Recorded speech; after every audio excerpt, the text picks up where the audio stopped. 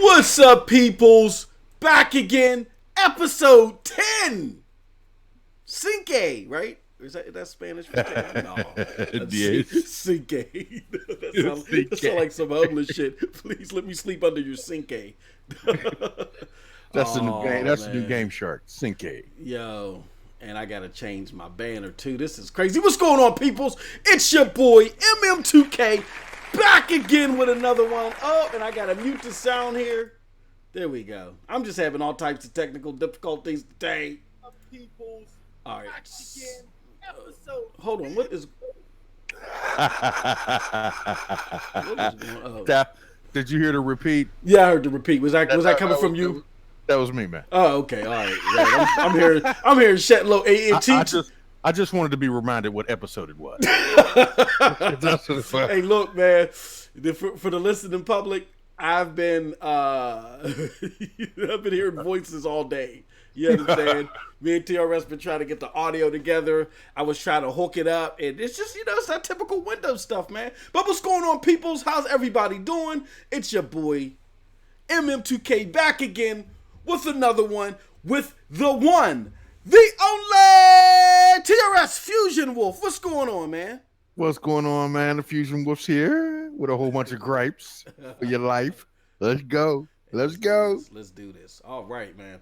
So look, while I'm trying to set up my thumbnail and get it right, why don't you just let the fine listening public out there know what you've been up to in the past few weeks of gaming since E3. The last episode we ran was a little bit on E3. We got a little bit more that we want to talk about. You know what I'm saying? But if you can inform everybody what you've been up to, that would be super fantastic. Super fantastic. Basically just trying to build up the branch of ScramPunks over here on this side of town. And and to surprise you guys who believe, well, they know that I am the Destiny bot. I actually wasn't playing Destiny all this month. I was actually trying to get a revive on Far Cry 5, and I was doing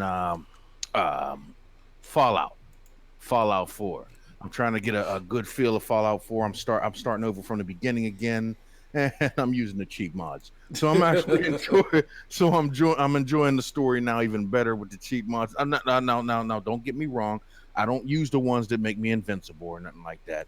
I do it the same way I've been doing since the early 90s and the 80s with RPGs. I just want the dough. Just give me unlimited dough. Give me the loot. Give me the loot. Give me the loot. People are shooting at me. They never run out of ammo. Guess what I'm going to do? I'm a bad. and that's it. That's as far as I go. Sorry, that's as far as I go. So let me ask you, bro. Oh, wow. Somebody followed us or something? I totally missed that, and I deeply apologize because whatever just happened, sorry. You caught me while I was fixing some stuff. Okay, all right. Change thumbnail. Did it change the thumbnail? Yes, it did. All right, so here's the deal. Before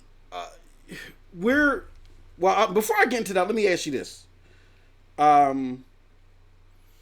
You've been playing Far Cry 4, right? 5. But I thought you said you were getting revamped on 5 or no? I mean on 4. I apologize. Fallout 4 is Fallout 4. Okay, I got you. I'm trying to get myself ready for Fallout 76. Oh, I got you. Okay. Yeah. So I'm. What are your thoughts on Fallout 4? I like it. I like it. I like it, especially with the mods. Okay. I've been dying to get through all the stories on this. I couldn't do it before because I got swept away with Destiny. Yes, Destiny bot. That's the new beverage that I'm coming out with next month. Destiny bot. But yeah, and I'm a little excited now about 76. So it's making me kind of get back on 4 and try and knock out 4 as much as I can because 76. I don't want to insult anybody, but I am. 76 looks like Fallout 4. Looks a lot like it. What's going to make it phenomenal is its online, multiple player, aspect. That's going to be the stuff. And for me to imagine Fallout multiplayer is just a dream of mine since Fallout 3. Gotcha. So I'm excited about that. That's what's making me play Fallout 4 now because I at least like to know the endings. Well, multiple endings on it. Yeah, I mean that's my thing too. Like, Fallout 4 was a very solid game. Yeah, Here's my thoughts on it though. It's a good game, a very good game. I recommend it. I bought the game like 9 times and shit on like 5 different platforms. You know I what I'm started saying? from the beginning 9 times, so don't feel bad. If I had to, because you know me, I'm just a negative type of dude.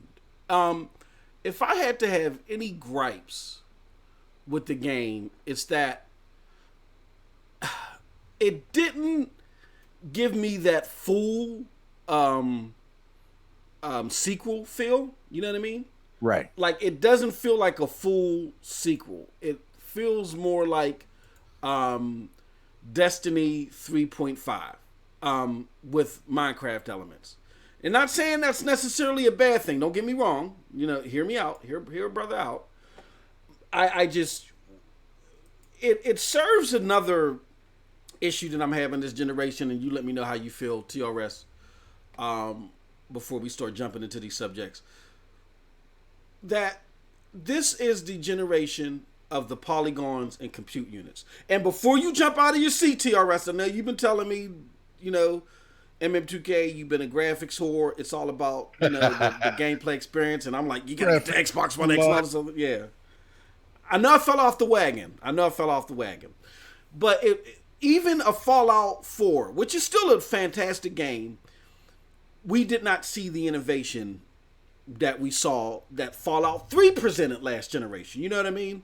Right. And even with the pride and true group like Bethesda, that's known for knocking it out the park with innovative stuff, why do you think it was that? Why do you think that with Fallout 4 it wasn't a full-fledged sequel? I'm confident Fallout 76 is going to be a lot more innovative. You know what I'm saying? But why do you think it took them that long to really focus on the innovation? And where they dropped Fallout 4 and they just basically added Minecraft elements to it. What are your thoughts on that? You know what the saddest part about it is that that's the one thing. As long as I've played this game, the one thing I'm still having an issue with. Maybe it's because I'm slow. I'm not sure. The Minecraft element. Yeah. I still cannot grasp how to do it. The very first mission where they tell you, build the poor people some beds, build them some dressers. Yep. That's still rough for me. Mm-hmm. It's like I still because I'm clicking through the menu and everything, and it's just not for me. It's not user friendly. I don't know, but as far as sequels go, I'm going to be honest. And I think we mentioned this before. Vegas seemed more like a sequel. Yeah. Than this. And Vegas didn't even have the Minecraft element. You know what I mean? But once you got past the slow down drag of Vegas and you discovered New Vegas and all that stuff, now that felt like a sequel to Fallout 3. Yeah. Once you got past the beginning. This one just seems like 3 2.0. And maybe it's just because I stuck at the Minecraft aspect, and I still haven't figured out if the duplication trick still exists. I still haven't figured that out yet. I don't think it does, but it seems less like a sequel than Vegas. Yeah. Basically. But I like it. It's a good game. I do like it. God bless. Shout outs to Dog Meat. Dog meat. Yeah, exactly. Yeah, you know what? Another thing, and we'll hop into these topics, but I mean, but it's relative to what we're going to talk about. I mean, because Bethesda's been in the news a lot. They've been taking shots, they've been throwing jabs at Sony. You know what I mean? Yeah, man. So when we talk about that Fallout 76, I definitely want to crack your brain about that. Get some of them TRS scripts about what you think about Todd Howard versus Yoshida, man. He been coming at Sony, bro. He been coming at Sony. But yes, all relative to that, and we make it it's no secret that TRS and I, we're Bethesda fanboys, proud and true, But I was just, and that's a very good point that you brought up. I was just curious on why, outside of what I think it might be, what the reason was about the the lack. I hate to, but the lack in like true push forward innovation. You know what I mean? With that being said, was there anything? And like I said, we'll talk more about Fallout later in the show. Was there anything else that you got into in your gaming week, TRS? Just basically this, and of course, people have been trying to cuss me out about this, but a lot of my recent streaming has been trying to get back into the Dead Space franchise. So I'm starting off with 1. I've been going through 1, and that's been the main game I've been playing. That and Fallout 4. Now I did jump into Destiny, of course, for Iron Banner, and did a bit of slaughtering on that. But once that was over, I jumped back out. If it's not Iron Banner or the Faction Wars, if you guys know what I'm talking about, I'm really not into that. It's just repetitive. I'm really starting to get convinced to take a trip back to Destiny 1 and just check that out, because I'm waiting for those DLCs to come out. I think they're going to be okay. They're going to be convincing. Hopefully, they're not going to be like the last one with Osiris, if everybody knows what I'm talking about, where instead of a new planet that they named Mars, they created an efficiency, and you just run through the efficiency, and it's got like half a room. Yeah. And then you can fly to another planet. So Mars is about the size of an efficiency. So it's like, come on, man. So, I mean, hopefully they'll improve on that. But that's basically what I've been playing. I've been thinking about getting back into Far Cry, but hopefully we'll get back into that when we do some of the streaming that we're going to be doing possibly. Okay, cool. Well, my gaming week, man, has been interesting, and I didn't put it out there in the topics, but we got some interesting things to talk about. Some collabos we doing, right, TRS? Yeah. Oh, one question I wanted to ask you, man. Yeah. What is the deal with you conquering God of War? What were your thoughts? Come on, man. I'm tired of everybody making fun of me. No. Save your son. No, here's what's going on, man. Straight up, God of War is kicking my ass. God of War, and here's been my game in the week. God of War is a Sony game like no other. I'm just gonna put it like that. I don't want to spoil my review. Okay. Now, again, let me not overstate this. I don't want to make it sound like that I'm saying God of War is like the greatest game this generation and all. I'm not saying that at this point. I'm just saying, as far if I'm just comparing Sony first party games, it's like no Sony first party game ever. Let me just to give you an example. I've bought a PlayStation 3. What I miss? Oh, the real Maslin. And this is why I have God of War anxiety. You know what I'm saying? Because of the real Maslin. Right? Because of Maslin, he keeps fucking with me, man. So every time I grab the joystick, I just bust out in cold sweats. But so as far as let me just be honest. When it comes to first party games on consoles, I don't give a fuck about them. I'll be honest with you. I don't care about first party games on consoles, right? I was never a big Halo fan. Gears of War, I liked the first one because it had co-op. Don't get me wrong. I'm not saying exclusives. Listen to me closely. I'm talking specifically about first party games. I never cared about them. Now, exclusives, on the other hand, when you broaden what type of exclusives to second party, like a Jade Empire or Armed and Dangerous or Mass Effect, when it was exclusive to Xbox or BioShock. When Xbox put its gaming footprint in the industry and it helped influence those type of games, that's what I liked. I like that sci-fi shooter shit, you know what I'm saying, that influence they were putting in the game, in the gaming industry, with challenge and innovation and all that other stuff. Now, Sony, on the other hand, again, they're not big on influencing games. They get a lot of people that approach them. Hold on, he said, learn to press the damn attack button. This dude, see what I'm saying? Like, I don't even want to do the show anymore, man. I don't even want to do the show. No, Mansell's been fucking with me about God of War. So, basically, all right, to make a long story short, when it comes to God of War, I'm used to the typical PlayStation game. Like, what I was trying to say is I bought a PlayStation, like, last gen. I bought one like 3 or 4 times. You remember that? for Uncharted, right? And as soon as I beat Uncharted, I turned it in. I might have, or I traded it in. I might have like dibble dabbled into Infamous or some other shit, but they never really caught my interest. So I just traded the shit in after I beat Uncharted. Same thing with this generation. What really prompted me to buy a PlayStation this generation the first time around was Uncharted. Once I beat Uncharted 4, and I got the Pro for that shit. When I beat Uncharted 4, I turned it in, right? So now I'm renting the one for God of War. And I'm like, yeah, I'm going to rent this from Aaron's. It's going to cost me $21.45. I'm going to beat this mug in like 8 hours, be the end of it. Bruh, no. Absolutely not. This game is the real deal Holyfield when it comes to gameplay. And I have it on Challenge Me mode, which is like the second to hardest setting. And I did that with Uncharted 4, and I ran through Uncharted 4. Like, I think my gameplay is still out there on Twitch. Check it out. I just breezed through it. I was so disappointed with Uncharted 4. 3 slightly edges Uncharted 4 to me in the worst ones. I'm putting it out there. Get at me.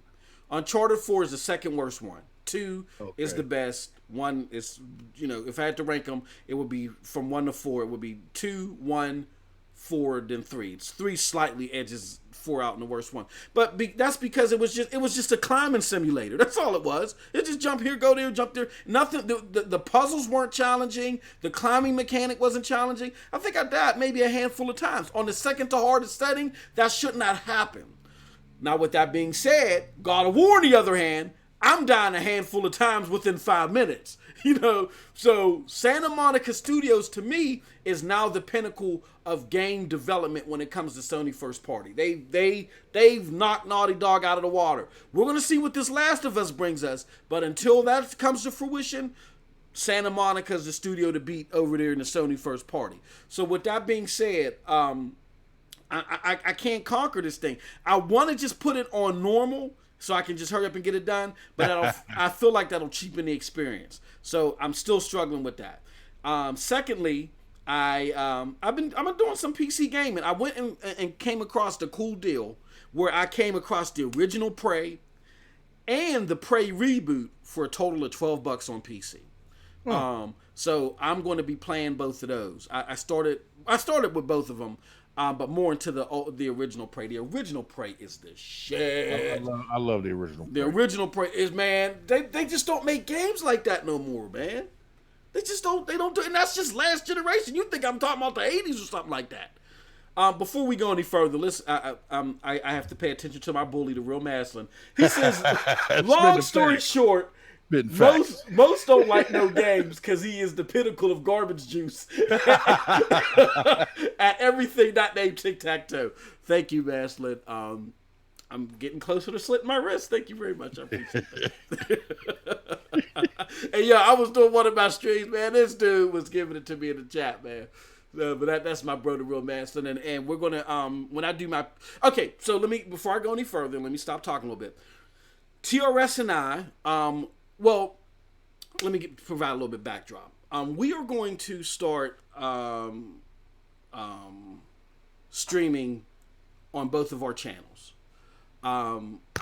Now, in light of that, I had to create a new channel. Okay, I'm not going to get into all the fuckery that caused it. I had some issues on Twitter or whatever, and I thought about it, and I said, Triple B, PNTS, we're looking to really like branch out. You know what I'm saying? I'm holding the flags for both forts, and we're trying to do some big things, and I can't let some of this silly shit on some of these gaming streets like mess with me. So I created a new account. So I officially want to announce that the new account is MM2K Gaming, all one word. You can catch me on Twitter, Facebook, Twitter, all the platforms. It's now MM2K Gaming. Here's the thing with MM2K Gaming, and I'm still going to operate here. Here's the thing with MM2K Gaming and this platform here. MM2K Gaming is strictly gaming, some gaming news, all that other shit. All that fuckery that we get into, you know what I'm saying? That is for my MM2K Triple R account. You know what I'm saying? So you looking right now with the Paranoid Advisory on it. That's what that's for. But When you come to MM2K gaming, it's just straight gaming. We're not going to get into the fuckery. We're not going to get into the mean. We're not going to do none of that shit. You know what I'm saying? Only because there's a lot of the audience that was like, yo, look, you know, we just want to see some games. You know what I'm saying? We just want to see you play some game. Like Master said, that he wants to. They want to see me, the pinnacle of garbage juice. You know what I'm saying? That's all they want to see. They don't want none of the other stuff. And that's fine. I get that. And I can respect that. You know what I'm saying? And plus, too, we're doing some. Unfortunately, some of the stupid stuff that was happening with some people out there, I'm not going to name any names, cost some lucrative things for not only Triple B, but for P&TS as well. And P&TS ain't have nothing to do with none of this shit. Really, Triple B didn't have nothing to do with it either, but that's here nor there. So, because of that, we just had to restructure some things. Just segregate things where we needed it to be. So I'm just saying, if you guys can do me a huge favor, follow that channel. I really appreciate it. But that channel is strictly for gaming. We can get into the fuckery, cutting up, clowning, whatever the case may be, but not on that channel. I appreciate it if y'all could respect that. So on the MM2K gaming channel, I'll be working with TRS. We're going to be doing some joint streams on Xbox. We're going to be playing games like Far Cry 5, State of Decay 2. You know, what else TRS? What else we going to get into? Shoot, state of decay. We're looking at some Far Cry 5. It's about time you put me in as your hired gun. Yeah, brought me in on that, so I can abandon you there too. No, yeah, exactly. That's why I'm afraid to get. That's why I'm afraid to get Division 2. Yeah, I know I ain't shit. Man. No. Here's the funny thing for those of you that haven't been following us. So. All of the MMO type games, like TRS was not an MMO type dude, right? So all I'm going in, man, you gotta play this shit, man, in the MMOs, you know. And he's like, okay, all right. And he gets on to it. So the first one was Destiny. So he's like, oh man, Destiny, this is the shit. So once he gets involved and he gets his player rank up, I just abandoned Destiny, left him flying solo. Was so it for then, Division? No, not the Division. No, that was just Destiny. I mean, did you abandon Destiny for Division? Yeah. That's you know what? No, what happened? No, that's when I was having my PC crossover. I was getting ready to say that. Yeah. That's right. Steam. Yeah. Steam. Right. Steam had taken my soul. Man, that goddamn Van Helsing. Mm-hmm. That taken my soul. So I was getting into that, and then I did it again with Elder Scrolls Online. Yeah. So I'm playing Elder Scrolls Online on PC. So TRS stops by. He's like, bro, what is that? I was like, man, my man hooked me up with an alpha thing, man. You know what I'm saying? You got to get on this Elder Scrolls Online. So as soon as it comes out on console, we made all these plans to start playing it, doing all types of shit. This dude gets into it, man. I just look bad. I'm surprised I ain't got a hit out on my ass right now, man. But no, me and TRS, we're going to do some streams. We're going to let you guys know what day of the week it's going to be. Tip Diamond in the chat, what's going on? We're going to let you guys know what day of the week is going to be. We're going to advertise it. We're going to send it out on Twitter, all of the social networks and all other fun stuff. Anything else you want to add to that, TRS, before we hop into these subjects? Just to keep in mind that every multiplayer game that I've ever played on these new consoles, you helped me discover these. What was the original? It's got a sequel out now. Come on, it's Destiny. No. Not Defiance. Defiance. Yeah. Defiance was the first one. Yeah. Oh yeah, that's the first one. Oh yeah, damn. Yeah, starting with Defiance. Yeah, Defiance 2050 is gonna be another one but no, I'm gonna redeem myself with TRS. You know, I'm gonna redeem myself. I'm sorry. I know. I'm Dickhead Jones, man. That's me. That's your boy. Oh yeah, that Van Helsing that you were playing on Steam. Yeah, that's the same Van Helsing as the one they're offering now on Xbox. Yeah, it is. That's the exact same one. Oh, bro. Now 2, I can't give glowing recommendations to, and I haven't tried 3 yet. But 1 is like of the best games I've played the past 2 generations. Yeah, they're offering 1 now. Yeah. They're offering 1? Yeah. Grab that shit. They were offering them both free, and I missed it. It was part of the Games with Gold. Right.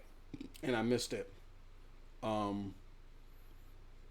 me see here. All right, let me just do one more thing. I'm going to post this on Facebook. What's on your thoughts? Okay, and post. I just want a couple of groups here. We're gonna do. So anyway, well, you know what? No, we can get on the topics. First and foremost, Anthem. TRS. Yeah.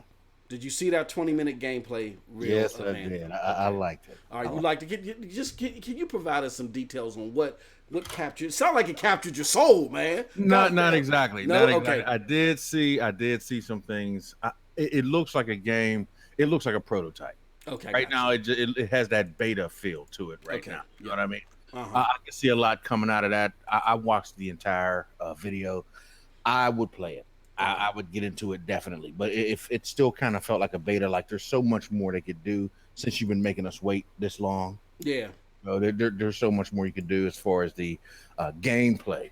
Not so much. I don't know anything about the lore or the story or anything like that, but it looked like a really fun game. I could see a bunch of us on that, but it just felt like something was missing, like it was in beta mode. So, but other than that, it was pretty good. Mhm. I enjoyed it. The armor and all the abilities and everything was pretty decent. It was very busy video. Okay. You know what I mean? A lot of what was going on, I couldn't figure it out too much during the battles, but it looked like there's a lot of good weapons and there's like an ultimate move and things like that on there. So it's pretty decent. I love the fact they could fly and observe everything for a limited period of time. I like that. Yeah. It looks like if they really work on it, it might be the Destiny Taker. Yeah. You know what I mean? You know, if they get past, what I saw on that video and maybe combine like a fire story, Yeah. Yeah. like that, the storyline and everything, it could be the Destiny Taker. It's got the potential. It's not, that video wasn't completely there yet, Mm-hmm. but it was definitely the potential Destiny Taker. So, that would be probably my main game I would play, and then Destiny second, like how I rotate everything else. I'm sorry. Uh-oh. I was just yeah. It's them echoes, man. Somebody's watching me. All right, so we're losing it. But the one guy, Ben Irving, he's one of the lead producers. He did a pretty good narration on that. Yeah, So he I did. kind of understood. He did good. Damn, TRS no motherfuckers in the industry. I was like, who? Tracy Chapman? Who the hell you talking about? I got a fast game. Yeah. All right, so back up to the chat, man. The real master, man, he's tearing me up, man. He said most playing multiplayer is going to be like watching a fat kid struggle not to eat the middle of the Twinkie factory. Hey, yo, Maslin, yo, there's a lawsuit for that shit, man. This guy.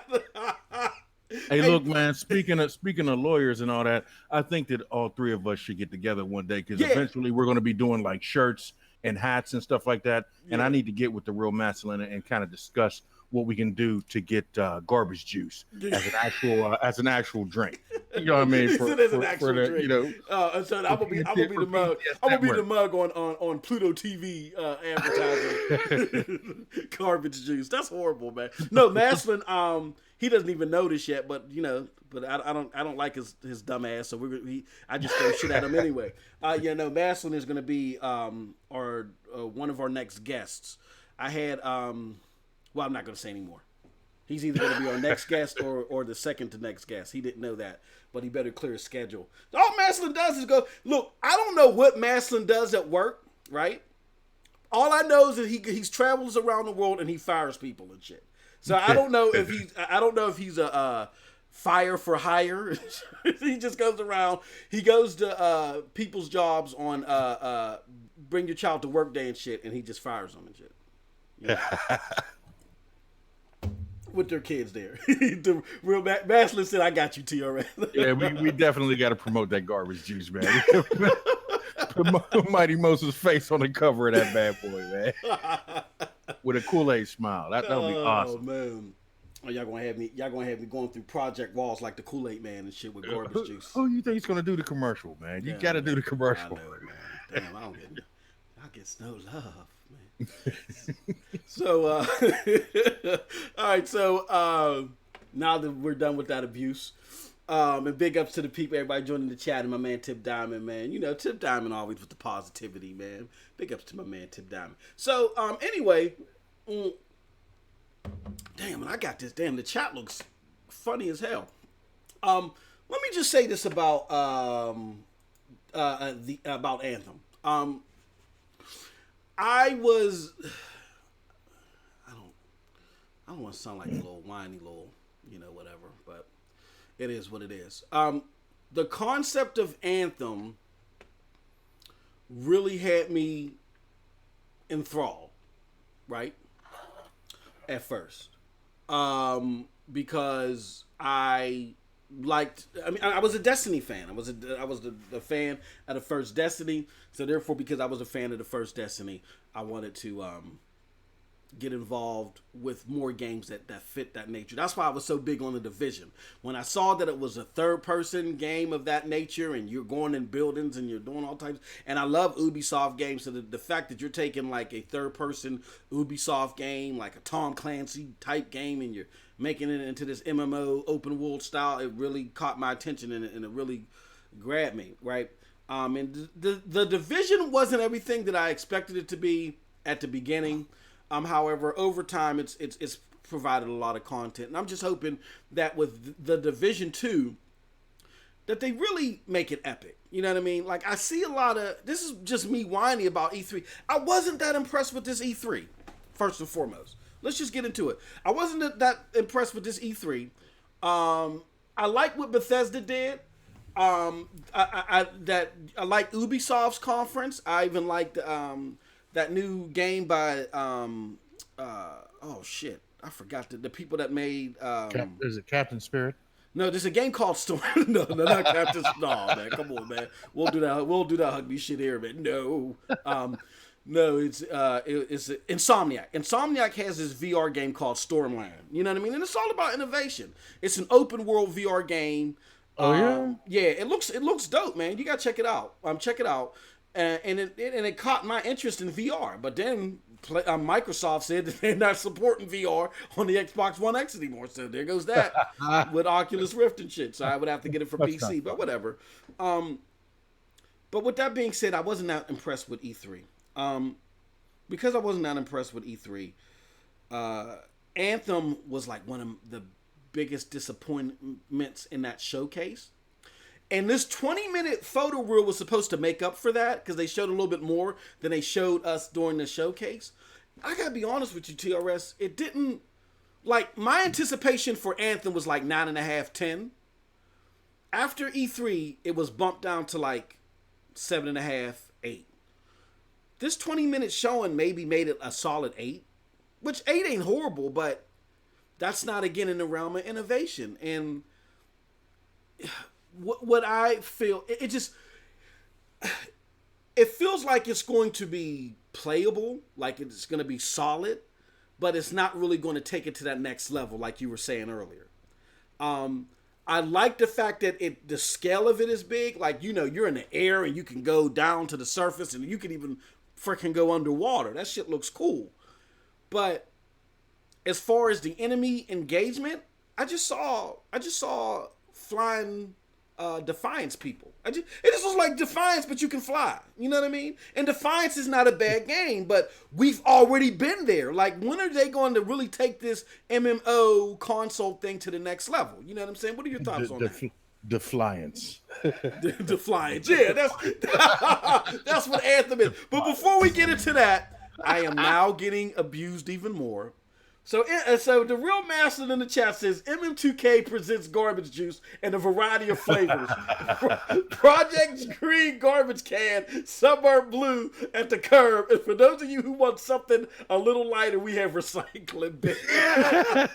Yo, hey Mass, you still taking that pain medicine, ain't you, bro? You feeling good right now? You get big ups to my bro, the real master, man. That's horrible. That's like those big chicks that feel motivated when they drink Diet Coke and Diet Pepsi. Yeah. They can drink recycling bin. Yeah, they can. So these are recycling bins for them in their extra large McDonald's fries and shit. Yeah, yeah. I see. I gotta walk into McDonald's with a big recycling bin on and shit, and see if I can market that to them. All right, so that's my thoughts on Anthem. I did not like it. as much as a lot of people did. People saw it and they were like, "Yeah, man, this is fucking great. It's awesome." And it did not boost my confidence back up prior to E3. I mean, you coined it perfectly. It looks like Defiance. So I'm still in that shit. It looks like it looks like Defiance. Any more thoughts on that? I have to be honest. I liked it. I actually enjoyed it, but like I said before, it felt like a beta. I just had a bunch of questions for it, like how many people can actually play at the same time. What was it, like 4 people on the video? Is there going to be more?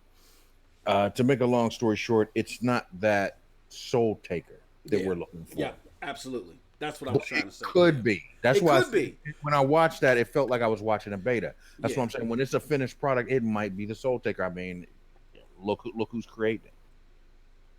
You know what I mean? So the team behind Mass Effect, one of the greatest trilogies in gaming history. You know, which is another thing that I'm going to be streaming and getting on. I want to try and run through all 3 of those bad boys. TRS, when you play, here, let me put it to you like this: if you get into, I know the Souls taking starts with 2, but I still want to be. No. I'm gonna here's my thoughts on it, and we have similar tastes. So here's how I perceive, and if you don't feel the same way, I'll give you a free 32 case of recycling bin. Recycling bin. I'll give you a free 32 case of recycling bin and shit.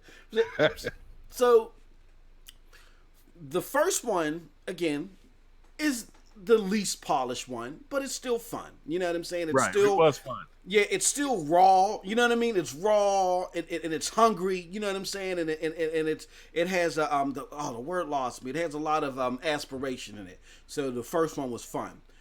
The second one is a little bit more polished, and it introduces tighter gameplay, more faster reacting, real live action. You know what I'm saying? To where you don't have to use the pause mechanism. You can, and it will help you in a lot of tough instances. But 2 is more or less based upon this whole cast of characters and shit, right? Right. But as far as the action is concerned, it's a lot more polished than 1, but it's not that in depth. And you spend a lot of time grinding for materials by fracking planets and shit. Basically, you floating over these. You don't land on most of these planets. You got to float this scanner over these planets and go over the grid and frack them for materials. So you're spending most of your time playing some fracking simulator. You know what I mean? I'm playing Civilization. Yeah, you're playing Civilization. Yeah, Civilization Light. And it's not that engaging. It's not that engaging, right? So that's a little disappointing. Okay. Let me see if I can do this. It's the chat. Okay, we don't want to do that. We don't want to do this. I would rather definitely, and this may sound stupid, but I would rather go to like the exchange or something like that and get like the 3-pack than deal with Game Pass on that. You know what I mean? Something like that. There's certain games I'll do Game Pass on. Yeah. But some of those, I'm still trying to figure out. Some games will let you save, some won't. Some games will let you bring up your I think that's tag, and then you can save like Dead Space. Yeah. Let me do it. You know what I mean? Yeah. But now that I've got, for some reason I can't play Skyrim anymore. For some reason it won't let me play Skyrim. Man. That's weird. It won't let me do anything with Skyrim now. I can't play. I think that, and you were telling me about that, and what TRS is talking about is that Cyrus Berg. Berg's in the chat. Big up, Berg. What's going on? We were talking about how you were having a hard time saving your games on that were on EA Access. So if you guys have run into that, hit up TRS. It's TRS. It's at TRS ScramPunks on Twitter. Just hit him up in the DMs or whatever. Pause. Hit him up and then let him know how if it's something you experience, what he can do to fix that. But I've never experienced that problem. So I think that's like some type of error that needs to be worked out. But no, EA Access is the shit, bro. Oh no. You're saying you're having this problem with Game Pass. Yeah. Yeah. You see, I don't know. I don't use Game. I don't use Game Pass. I thought that was the place to be, but that EA Access is pretty tight. Mm-hmm. And EA Access, and I think I might have hooked you up. If not, let me know. I can get you a code. It was just the Game Pass. Yeah. The one you abandoned. The one I abandoned. Yeah, once I gave it to you, I'd abandoned it. Stay away from me. I'll get you a code. No, EA Access has all three of the Mass Effects in there, with the subscription. So the way EA Access is, it's basically Game Pass, for a lot of their games, for $5 a month or $30 a year, which is a phenomenal deal. Yeah. Nice. Yeah, I mean, then you can get like cheap ass codes off of CD Key, so I'll look and see what I can find. But yeah, you can play all three Mass Effects there. Now, Mass Effect 2 again was more polished, but it was more story driven. And for an RPG, you may say, well, what the fuck is wrong with that? Well, the problem is that Mass Effect is known for the ultimate hybrid or tribrid, or you know what it is. It's great story, great action, you know what I'm saying, and great gameplay. And it was heavy in story and heavy on interaction, and you know there was all these little different scenarios depending upon the character that you wanted to romance or who you saved or whatever. But it was light on the I want to say the gameplay side. It was very light on the gameplay side. So 1 and 2 have their perks. I think they're both equally as important because 1 establishes the series, 2 polishes it up, but 3 3 is the culmination of the whole thought process behind Mass Effect, put together in a way that I've never imagined. Standalone, it's a solid game, but the fact that it's the culmination of 1 and 2, everything you've done, there's nothing like it out there. And for those of us TRS that's played like the King's Quest and shit, where remember you could carry over, it was like years ago, you could carry over your saves from the previous one. This is that 12.0, you know what I mean? So you gotta, I mean, there are very few games that I say you're really missing out on gaming if you don't play. But this is one of the games where it has to be in your library. You have to beat this game, or you're missing out tremendously on what gaming could be. Period. Nice. So, yep. Here goes more abuse. The real master says, Mose, if you don't get your I'm old as dirt and I played hopscotch with Moses' face ass the fuck out of here with that no choice laugh. Yeah, you had no choice, bro. Cyrus Burke says, nice. I'm hoping that since they aren't focused on PvP, that there'll be more offer from PvE and Anthem compared to other games in this genre. He says, since they aren't focused on PvP. Yeah, Right. Mm-hmm. One thing I will say that BioWare, this division of BioWare, does excellently. Is that a word? They're excellent at doing it. Is PvE. The PvE in Mass Effect 3, and you know TRS, I hate multiplayer. I do. Not the podcast. I just hate multiplayer as a game mode. I hate it. There's only 2 multiplayer games I love, and that's Mass Effect 3 and Rainbow Six Vegas, the first one.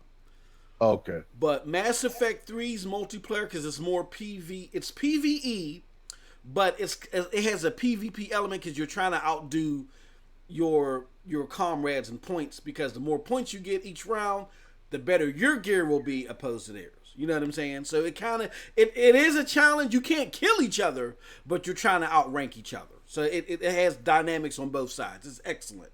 The best multiplayer I've ever played, period. So everything about the game is just fantastic. So I highly recommend it. It's about time there's a game that focuses on PvE. That's good. That's one of the annoying things about Destiny, but I still love it. Yeah. But I'd like to see one of those kind of games focus on PvE. That should be fun. We get it, Elites. You like to run around and beat everybody up. We get it. You can't get me like that. But what I'm just saying, I get where you're coming from. But I just need a good story. Give me a good story, some good upgrades and whatnot, and then not just have everybody come into PvP with me and they've got more. I can't do that anymore. Destiny does that enough. Anslin is an asshole, man. Stop messing with me. Putting that in the chat. Go ahead. I'm sorry, TRS. No. I was just saying I'm looking forward to a more focused PvE type game. Finally. Yeah, no. I love. Yeah, dude.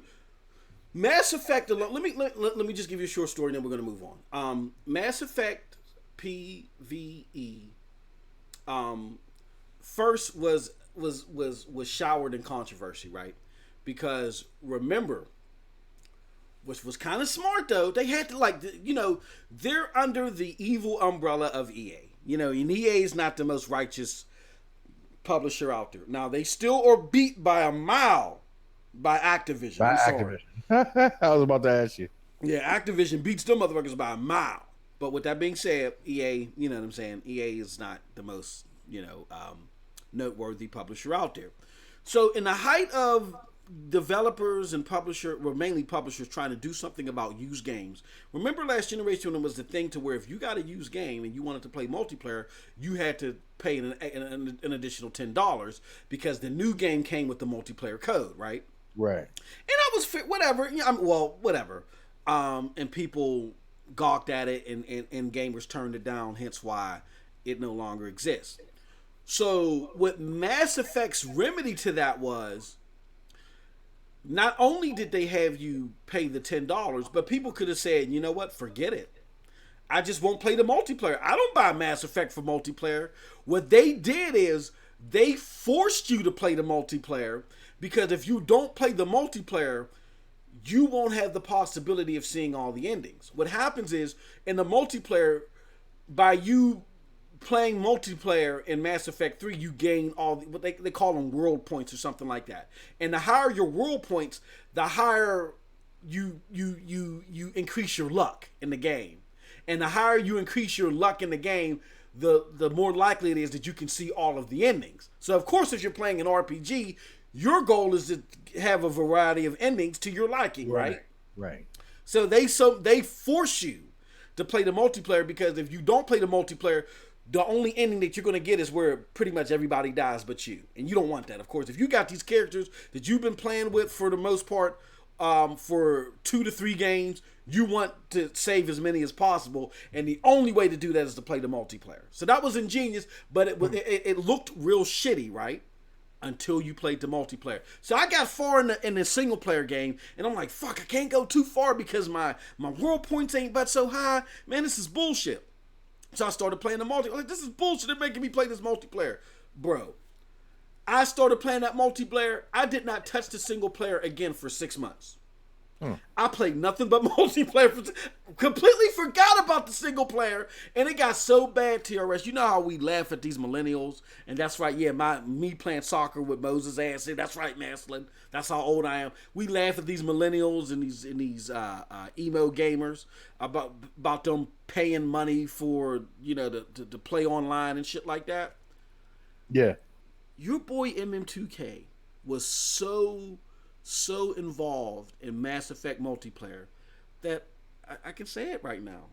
I dropped $150 motherfucking dollars on that game's multiplayer over the course of that 6 months, because it was so fun and it was so engaging. But I was so garbage juice in that game that I didn't need it to keep up. I needed it because I'm just an egomaniac like that, and I wanted to be on top of the leaderboards. So in order for me to even have a chance to be on top of the leaderboards, I had to go buy packs that just gave me more health. You know what I'm saying? Because in the game, health expires, and if you go through all your health, there's only so much health that regenerates every so many days, right? Right. And to make sure that I loaded up on health, I had to buy it. And then you could upgrade your weapons too. You know what I'm saying? And that kept me in the race for, to try to battle for the top. It didn't, I'll put it like this. it wasn't like the Star Wars Battlefront 2 situation where you could buy your way to success. You were buying a way to survive if you wanted to be within the top 3 and get some of the better gear. You know what I mean? But That reminds me of this game I used to play on the phone called Knights and Dragons. I think I put like a grand into that game, trying to upgrade myself and get into the competitions and stuff like that. So I think I know the feeling about that. Mm-hmm. If it's addictive enough, you might put some change on that constantly without even paying attention. Yeah. So bro. Yeah. Before I counted, I was like, I dropped $150 on this game, but I had a blast doing it. I've never done anything like that before. Likely will not do anything else like that again. But I did it for. That's how great that team at BioWare was with Mass Effect 3. So when I heard that they were making this Anthem and it was all balls to the wall pause on Anthem, I was like, yo, this is gonna be fantastic. But what kind of brought me back is they were it was like the concept of the MMO thing, but it sounded like that Anthem was trying to be different. But when they showed it at E3, it has kind of a Destiny feel to it. The numbers popping up and all other shit. Like, no, stay in your own lane. Do what Destiny couldn't do. Do not take anything from them except the fact that you're you're an open world MMO, whatever the hell you want to call yourself. Right. But don't take anything else from Destiny. Let Destiny clean up its own mess, okay? You know what I mean? Yeah. So hopefully they do, or at least get close. Hopefully. Yeah. Well, I don't know, man, but I don't know. Well, we know you're done. With Destiny, we know. You know what? No, I can't say that with 100% certainty. And big ups to Noah 706 Gamer in the chat. I can't say that with 100% certainty because I see in a video that I did not too long ago, I talked about Destiny in the Forsaken DLC, right? Right. I had a lot to say about that. And holy shit. After I talked about that, I said I would be open to getting the game. If it is good, I would be open to getting it, but I'm not paying $80 for it because the way it's set up right now, you got to pay at least $130. Like, say if I never picked up Destiny. If I wanted to play the Forsaken DLC and with all the new nooks and crannies, I would have to drop $130+ on it and getting the original game and getting all the new DLC. So I originally said they would have to drop the base game to $10, right? Right. And then I found out that the additional DLC with Forsaken was an additional $70. So I said that's still too much. I'm not paying $80 for this game, But right now, Destiny, you can go to Best Buy and get Destiny 2 for $7. Brand new, which caught my interest. I might just cop that just to keep it on bay, and if it doesn't come to fruition, I'm turning it back. But they gotta drop that. They gotta drop the price of that DLC. That's ridiculous. I have a problem with you creating a game that was lacking in content in so many ways that people started playing the first one again. I mean, that's fuck. I mean, can you? I can't think of any game where that's happened. And you fix the problems, and by you fixing the problems, you're charging people that already bought the shit an additional $40 to fix your fucking problem, and you're charging people that may be interested in it now $130. Well, now that you've dropped Destiny down to $10, $80? No, I'm not feeling that. I'm not feeling that, Chief. Well, if you ever want to stream it again, let me know. I'll get on there with you. $10. $10. Yeah, it would be the base game, Right. I'll stream that with you. All right. So with that said, let's move it on. Okay. So I don't know if you got a chance to catch this, TRS, but let me see. What's her name? All right. Hold on. Let me go to my notes here. Oh, crappity dappity. Her name is Amy Henning. So Amy Henning had a very interesting interview that she conducted with who was it? Who did she do it with? I can't. What was that name? Sound Gaming Vault. familiar. She was the former head director or some sorts of Uncharted, right? Okay. And she left to go to EA to work on. I think there was going to be another Star Wars game. It looked tight. It was opposite of Battlefront 2 that EA was in charge of, but then they canceled that game and she left EA. So in talking with VentureBeat, I'm sorry, Amy had said, quote, about the state of a single player game. It's not that we're looking at the death of single player games or players don't want that. Some publishers are going to fall on one end of the spectrum based upon their business plan. Fair enough. It's just the traditional ways we've done that are getting harder and harder to support. That's why I've talked in the past about feeling like we're in an inflection point in the industry. We talked about this for a long time. How do we keep on making games like this when they're getting prohibitively expensive?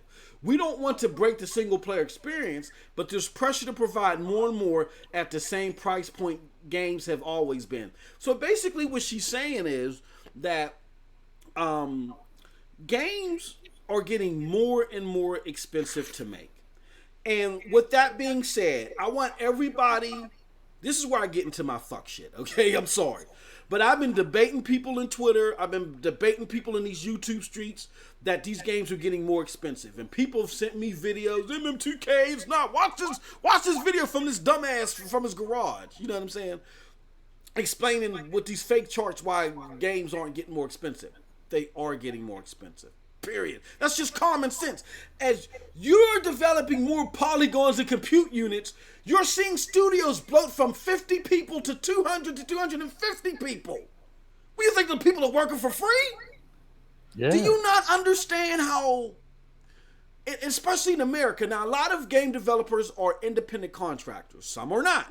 Now the independent contractors, as a business, you don't have to pay their Social Security and their Medicare and all that other shit. But for the people that are hired employees that are not independent contractors, meaning they don't get a 1099 form, they get a W-2. All right? I hate to go in the weeds here. But if these game developers get a W-2, those development companies are paying Social Security and Medicare tax. Those are some of the biggest expenses that you can have on employees. Period. It's just the way that it is. So if you're going from a 50 person studio to a 200 to 250 person studio to support a game, or Uncharted 4 or whatever, or you know what I'm saying, or if you're a studio like who's that made Horizon Zero Dawn? I forgot. Guerrilla Games that had like a team of 100, but they bloated to 250 for Horizon Zero Dawn. Those are more people that you gotta pay. This is just common sense. We're not even talking about advertisement and the licensing of the engine. So Amy Henning, that has a lot of respect in the industry, just confirmed that. So if all of you fuck faces out there, all right, because I've been called names when I said just use your car, but people were throwing names back at me. All you dumb fucks out there that want to believe that gaming is not more expensive now than it was last gen, there goes somebody reputable in the industry that confirms some common sense. So stop the dumb shit. Okay, now that I'm done with my fuck shit, let me just bring it back down. All right, so with that being said, TRS, what are your thoughts on this? Because she's basically saying, look, the pricing, and me and we've been gaming since, like Maslin says, since the Moses days, right? So We've seen this shit from the very beginning. And there was a stall in the price of games, I want to say in the last couple of gens, where remember when games were like $19 and then they jumped to 29 and 39, I mean, like clockwork. And all of a sudden they stalled. Like gamers have said, no more. So that's why they've have DLC and things like that now. But now the gamers are rejecting that. So like Amy says, you're backing these developers and publishers against the wall to where now they want to do the Microsoft model where they're just, if it's not service-based, it ain't the way they gonna go, Sway. But for people like you and I that love Bethesda games and love single-player experiences, what are your thoughts on that? What do you make of all this? All I know is that it makes sense to me the way that this has to be done, because no matter how many times you reject something that they do, their goal is to find another way to get your money for it. You know, to make sure that their company stay what's the word I'm looking for? Ferocious? Is that a word? Or flow? So, yeah. To make sure that the business stays in fruition. to make sure that it still keeps going, so that it can continue to produce the games that it wants to make. And it's like I was looking at the real masculine right there. Common economics is lost on so many people. He's that's facts. Yes. They're not getting it. I mean, but I don't understand why they even have to get it. Most of you guys, your mom and dad are getting it for you. Exactly. And that's why they don't get it. Worry about it. It's kind of like you were saying about the person that doesn't have a job and keeps calling you while you're on your job. Like, what are you doing? Yeah. Exactly. Yeah. What's going on? I'm working, fool. They don't get it. They're not getting it. So I completely agree with that. I mean, you gotta maintain the business. Mm-hmm. You have to, and unless you're someone like us who actually pays for our games, and mommy and daddy's not doing it, why do you have a problem with? Absolutely. I don't get. Big ups to my bro Maslin.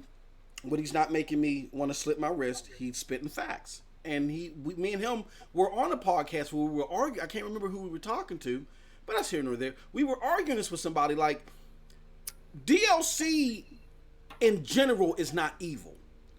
Anything can be turned evil depending upon the user. Okay, right? You know what I mean?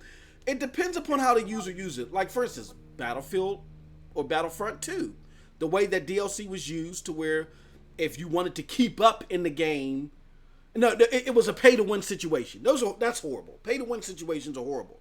But in a situation like mine with Mass Effect, even though I got my head beat with a cash register, there's no logical reason. I was just so enthralled with the game that I just was giving my money away to it.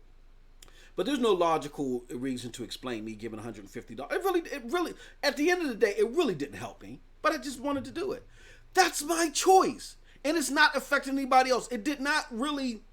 It didn't lessen the experience for anybody else, right? Because all it did was kept me in the game. You know what I mean? By me buying health packs and some minor boosts, it just kept me in the game a little bit longer. But it didn't affect nobody else. If somebody can craft loot crates or certain content like that, then that's fine. Because that is the only way you're going to maintain these $60 games. We said it before, King's Quest. TRS, you remember when we went to go get King's Quest out of Electronic Boutique before it became EB Games? Before it became EB Games, yeah. You know, that game was $49.99. It was $49.99 in 1992, right? Right. What is it? 30? Oh, no, damn, not 30, but maybe 25 years later, right? And 25 years later, games have only gone up $10 from the price of King's Quest. That's unheard of. That's unheard of. You know what I'm saying? So it's not sustainable for you to spend $75 million in development, another $75 million in advertising for a AAA game. That's $150 million, and for you to sell, you know, maybe around $5 to $7 million, which will net you around $110 million. That's still a lot of money at a $60 price tag. But with that being said, and maybe a little bit more if it's a first party game. But with that being said, you're still in the red. It's common economics, like Matt said. That's why he's going to be on the show and he has no choice. If a movie makes $110 million, it doesn't fucking matter if it took it $150 million to make. It's a failure. It's a flop. So there has to be some more revenue generating here for the single player experiences abroad, or you're the only company that you're going to see really focusing on them is Sony. And then don't be sitting there clapping your hands like a baby seal. Oh, Sony's doing it, because Sony's only giving you these games every seven to 8 years. They had a drought at the beginning of this. It took them 7 to 8 years to make God of War, to make Horizon Zero Dawn, and all these other games. You know what I'm saying? It took them 7 to 8 years to make it. So it's not like they're dropping these games every two to 3 months. So unless we stop being stubborn and we start realizing that we can't just shut down every type of revenue stream, but we just watch it, you know, make sure they don't go crazy with it, we're going to see single player games go to the wayside, period. Any additional thoughts on that, TRS, before we move on? That kind of reminds me of the two games that I was looking at on E3. And at first I didn't realize until the last minute that they were two different games, because I'm so like that. But what's the one, Sekiro, Shadows Die Twice? Mm-hmm. and the other one, Ghost of Tsushima, if I said that right. It looks like those two are. I'm not sure yet. Are those single player games, or I was Yeah, hoping there those was are single some. player games. Yeah. Okay, I was hoping there was some online aspect on it. I mean, why hasn't that been invented yet? That whole like an online samurai type thing. Is that too Well, you know what? complicated? I'm lying. I'm lying. Shadows Die Twice. I don't know because that those are the Dark Souls. The people that Right. make Dark Souls Oh made that Lord. game, and you Never. know Never mind. Pass. no, dude. Come on, man. Give the babies a chance, man. No, it might be all right, Them man. babies hurt. I know, man. I know. The difficult simulators, I can't. What was that? What game was that we had back in the day that was just hard, just for the sake of being hard and shit like that? I Which can't system remember. was it? Which system was it? Was I it? can't remember. Fucking freaking ColecoVision, dude. Their games were hard, man. Oh man. Jesus Louise. Real Master in the chat says inflation alone means that they cost more. That is true. And he also says inflation drove prices up and games sell for cheaper. How does that equal more profit? Houseway, yeah. You know what? Back to my fuckery. Let me put on the fuckery hat again. Here it comes. There are people out here that sound good on a microphone. They want to be all up in the videos, as Suge Knight said. You know what I'm saying? And I get it. There's an allure to listening to these people. You mean like Rodney Dangerfield? Like Rodney. they have the appeal. They have the machismo of Rodney Dangerfield. But with that said, sometimes you got to just use your brain cells and look past all that shit, that superficial stuff. And look, I'm not. I don't do this. Oh, he said Battletoads. Battle of Ninja Gate and Black, Battletoads. You know what? I don't get. Oh, Battletoads. Yeah, Ninja Gate and Black was tough. Hold on. What was the other game? That was battling Ninja Gate and back in the NES days. What was that? Was it? It was Shinobi? Not. Yep. Was it Shinobi? Shinobi. Yep. Shinobi was tough. It was a tough game. That was some tough shit. Tough shit. But with that being said, I don't come to this with an agenda, right? And then I try to force the truth to match my agenda. We come to this giving you a different perspective, but we're looking at everything from 5,000 feet. We're looking at everything. You know what I mean? And again, that's why we call the show ScramPunks. This is older knowledge that you're getting here, right? And there's a lot of gamers that are missing an essential 15 years of gaming knowledge. So therefore, when TRS and I say shit like this, it just doesn't make sense. Or as the real master would say, they're just brain dead. You know what I mean? But single player games are becoming more expensive to make. There are a lot of shiesty developers or publishers out there, mainly publishers. But it is no ruse that people are losing money on these single player experiences. I think it's important for a console maker, like how Sony's. I applaud Sony, even though I don't really like their games. I think it's important for Sony to make those games because, and even Microsoft too. Microsoft has fallen off the wagon and create and not necessarily creating them. They're not great at creating them. They're great at like influencing them. Oh, big time. That's an understatement. You know what I mean? They're great. BioShock, Mass Effect. Armed and Dangerous, Knights of the Old Republic, whatever. All that the stuff they influence, right? They're better at influencing those games, financially supporting them, speaking in their ear. Hey, you know what? Maybe you want to try this. Maybe this will hit our audience. I think with a greater impact, whatever the case may be. All right, kind of like how Bill Gates did with Ken Levine, as Ken Levine mentioned. When it came to BioShock.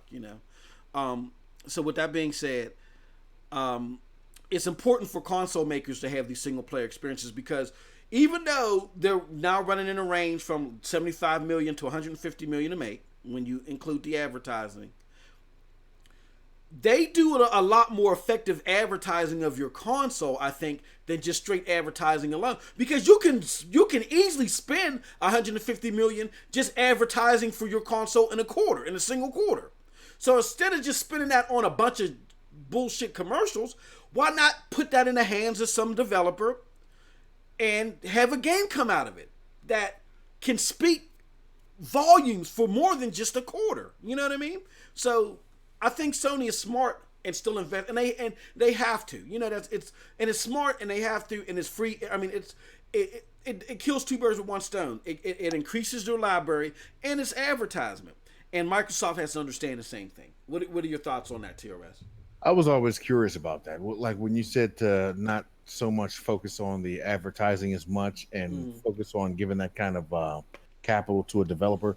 I was wondering, is that what Microsoft was actually doing? Is that why we never really see any advertisement? But at the same time, they have no figureheads. They have no main character. They have no Mario. They have no Link. Yeah. They have nothing that represents Xbox.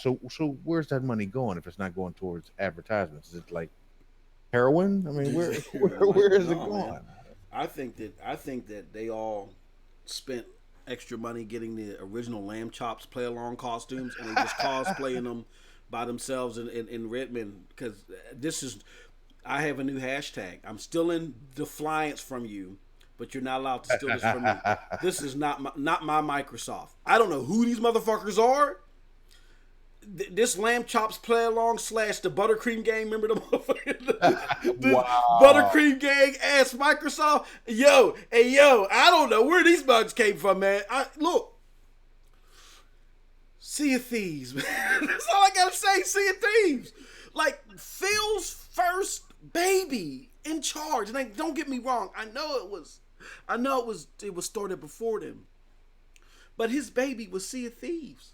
Like, to where he really could have switched. He could have pushed Sea of Thieves back. He could have gave us Halo Ultimate or something like that. You know, you know what? What happened was the purse strings got snatched up in 2016. A lot of it was because of Satya Nadella, the new CEO of Microsoft. People want to blame Terry Myerson too. I think a lot of it is Phil is not a fighter. Phil is a pleaser. You know, when he was under Donnie D, the guy that was in charge at the beginning of this generation, he gave Donnie D what he wanted. Then when he was under Terry Myerson, the guy that was more like a Windows guy, he gave Terry what he wanted. Terry just wanted him to make cuts, and he made cuts. And Terry only wanted cuts because Satya wanted cuts. You know what I'm saying? And then in 2016, under Satya, they were proposed. It just came out recently that they were proposed to say, "Hey, look, you want to go through with this Xbox One X thing? You want to finalize this thing? Then we're gonna have to stranglehold some shit." And that's what they did. So, State of Decay went from being a AAA game as they originally advertised it to back to a AA game like the first one. Sea of Thieves is lacking content. You know what I'm saying? And they just focused on, we're gonna have prettier multiplats, which is fine. There's a lot of people that just focus on the multiplats like myself. I really don't give a shit about first party games. You know, just some few exceptions here and there. It's second party and multiplats that do it for me. But with that said, what's happened is Phil has this mind state of, I want to reach the 2.1 billion possible gamers that are on phones and tablets and shit like that. So you get a Sea of Thieves. And they admitted it themselves in an interview and big ups to Crap Gamer and Mooch for landing this interview. But one of the creative directors or whoever for Sea of Thieves was asked about the art design because Z was giving them shit about, the art design. He said that was King's, but they said it was Saturday morning cartoon art design, right? And he said it was and then Z said it was diabetic gaming. You know what I'm saying? He's like, I bought a $500 console to get some Ren and Stimpy looking shit. So when Mooch and Crap asked the people at Rare about the art design, they let it loose. They said this art design is easy to copy across multiple platforms. And a lot of people didn't pay attention to this, but on PC, Sea of Thieves got 480p support. Nobody who Huh. does 480p support on a P. That's the lowest shit resolution ever. They did that because they're trying to make this game portable on phones everywhere, right? And so that's why you're getting these cartoon type graphics and not these not really super detailed graphics, because that makes it easier for them to port them to phones and stuff like that. But for those like me and TRS that are looking for the badass looking AAA bangers, I mean, and every game ain't gotta look, gotta be super detailed. But for those of us that want those, you're really less likely to get those from Microsoft because of who was in charge. Satya Nadella, they want to capitalize and maximize their rate of returns with everything. They are not going to do fanfare like how Sony does, where they'll take a risk with the Horizon Zero Dawn. Even though Horizon Zero Dawn is trash to me, they took a risk in creating an open world game which is really not their forte, and they put it out there for their fans. And Yoshida said himself, for every 10 exclusives that we make, I might expect to make money off of 3. So that is their philosophy. Microsoft does not have that same philosophy. They want to make a cajillion dollars off of everything. If they sell you shit on a stick, they want a shitload of money. What's your thoughts on that, TRS? When you said the limited animation, well, that's what it's actually called, limited animation. I understand the concept of that as far as the cartoons that are out today compared to when I was growing up. I understand that it's easier to take those platforms to everything, shirts, games. It's easy. But as far as but there are, I can't put that under a Saturday morning cartoon kind of category, because there is a game that reminds me completely of a badass Saturday morning cartoon, and just because of that, it's one of the only straight 100% PvP games that I actually want to look into, and that's Overwatch. Uh-huh. And if you watch Overwatch, it reminds you, if you're close to our age and you watch Overwatch and the different cutscenes and the playability, it reminds you of one of those Saturday morning cartoons that was just kick ass on Saturday. I mean, that the script, everything is pretty bad. So you can still do that kind of concept, but that's not limited animation. So Well, you're not going to see that on too many other things. let, They let do me have some on the phone for that, but let what me was that? clarify the Saturday morning contour. It came from my brother King's Blood, who's like 12 and a half, you know what I'm saying, with a receding hairline and a 50-foot beard, you know what I'm saying? No, my brother, big up to King's Blood. King's Blood is a lot younger than I. Well, I don't want to say a lot, but King's Blood is, he's younger than us. So his Saturday morning cartoons consisted of Power Rangers, to where ours was like the GI Joes and shit. You know what I'm saying? So there's a big difference. Our cartoons were badass to where that's when cartoons really started to get super soft, around his era. You know what I mean? Yeah, I remember it because I understood. I was taught about that when I was younger. The concept of limited animation as far as American Yeah, yeah, animation, like some Canadian, some things like that. It's a lot easier to incorporate that kind of animation on everything. If I'm drawing stick figures, I can put that on everything. exactly. You know what So I yeah, mean? yep. Anybody can get the stick figures. And what is that called again? TRS, Limited animation. limited animation. And that actually, and I couldn't believe that was actually a concept. I thought that they were just looking for retarded looking drawings to make the new style. Yeah, Like they were trying to copy my graffiti from back in the day or something like that, but they failed miserably. But yeah. actually, this was a financial concept, limited animation, and that's why they're not. That's why a lot of the cartoons aren't animated fluidly either. If you limit everybody shaped like a block, and Exactly. there's only like 3 frames per movement, you save money and you still got a cartoon hit. And So, it's easy for you to port. And then exactly. with Microsoft announcing this cloud technology that they want you to be able to play your games on them. See, and this is where I'm concerned with Microsoft. And again, I'm not saying I don't like what Sony does, but I give them respect for their. Well, I don't want to say I give them respect. I just think that their gaming philosophy, as far as um, what they think their footprint should be, is better than this current regime. Meaning, they're willing to do the single player games. They're willing to cater to their hardcore. Their philosophy, as far as how they engage their consumer base and how they do outreach is a lot better than Microsoft's right now. Microsoft is trying to turn the Titanic on the dime. You know what I mean? And they're trying to do it rapidly, and they're trying to do it in spite of us, the people that made Microsoft gaming or the Xbox what it is, and that's why they're mired in a lot of controversy and a lot of hate. I'm not talking about the Sony fanboys. Sony fanboys have a different agenda, but they're mired in a lot of that within their own community right now because they're trying to turn again the Titanic on a dime. They're trying to completely redo their consumer base, and they're doing it in spite of us. But with that said,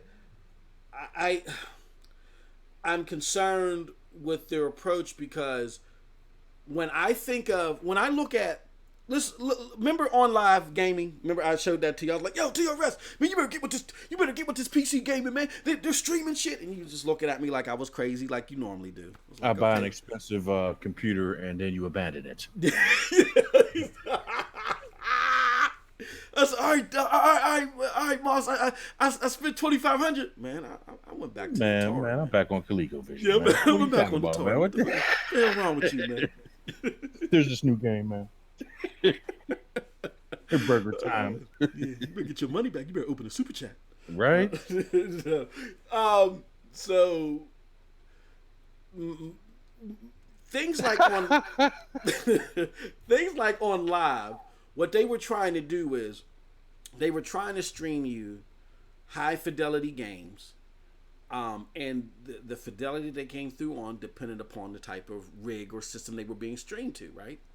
But the game started off, and these were high fidelity games. So these were games like, even though it was cell shaded Borderlands, everything from Batman to Arkham City to Borderlands. They didn't cut, and again, it didn't work because the latency was bad and all other stuff. With that being said, everybody else that's trying to do streaming, they didn't say, all right, well, the answer is let's just make these games look worse so they're easier to stream. They said we just have to increase our technology. We got to wait till the technology gets there. The thing that's concerning me about Microsoft is their answer to this is they're saying, okay, well, let's just have games that just don't really have that much fidelity to them. You know what I'm saying? And I don't like that. Like a Fallout. I don't want my Fallout to look like Jungle Hunt. You know what I'm saying? I want my Fallout to look like Fallout. And Microsoft's approach is a purging of the hardcore, more focusing on the casual. You know what I'm saying? Like Z say, the softcore porn without the money shot. And I don't know, man. I don't know. Your last thoughts, TRS, before we move on. I completely agree. I wanted you to go further with that because that's the best analogy I can think of for that, minus the money shot. I'm still in everybody's phrases, man. I'm about to make a cartoon that's going to sell billions. It's going to be blocks and sticks, and it's going to make millions. And it'll play everywhere. And I'm glad you said the phrase portability because that's what I was looking for, that word, because I can port it anywhere. It could be on your wall, on your shirt, on your paper, Saturday morning cartoon. It could be anything because it's that easy to make. Just stick it anywhere, man. Pause. 2 frames per whenever they speak. It's just 2 frames, open mouth and closed mouth.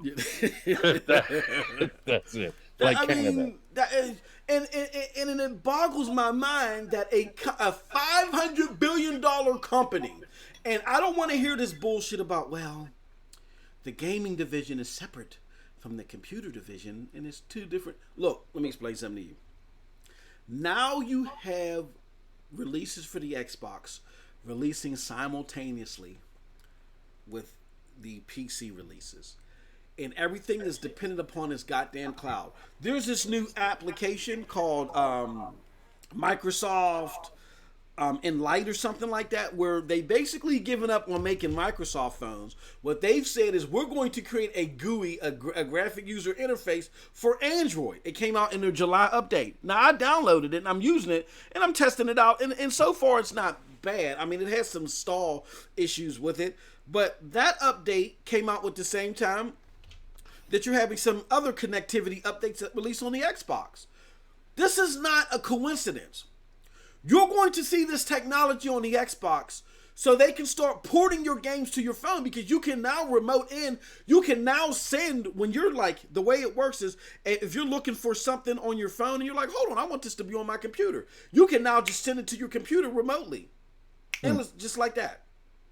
You hit the share button, and now in your options to share is to put it on your PC. They're going to do the exact same thing with the games. And you can do it. You don't have to be connected to your Wi-Fi. You can do this from anywhere.